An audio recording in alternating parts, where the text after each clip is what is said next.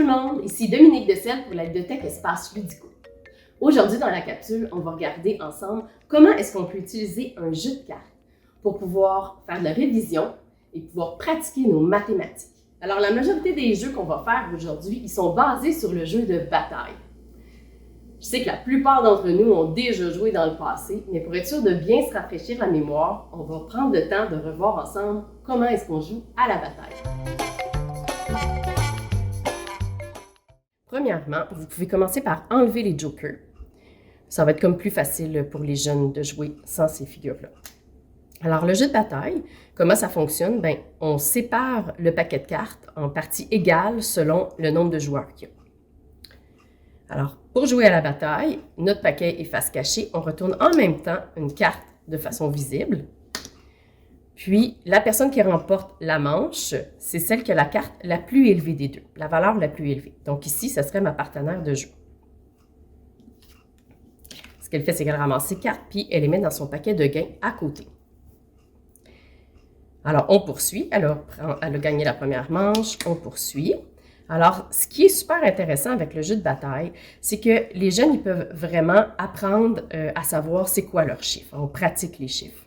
Puis aussi, ce qui est intéressant, c'est qu'ils peuvent dénombrer, ils peuvent compter. S'ils ne savent pas comment ça s'appelle le chiffre, ils peuvent les compter ici puis savoir c'est quoi la valeur du chiffre.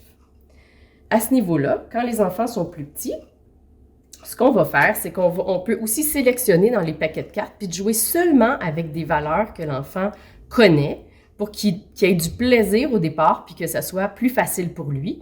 Puis plus on avance, bien, on a envie d'avoir un plus grand défi, mais on va aller ajouter des valeurs plus grandes. Alors ici, c'est moi qui remporte la manche. Je le mets dans mon paquet de gains. On continue le jeu.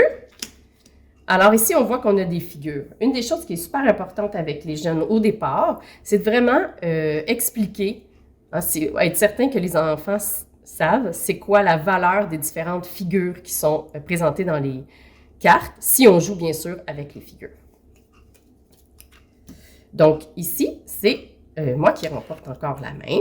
Je le place ici. Ensuite, ici, vous voyez, on a une bataille.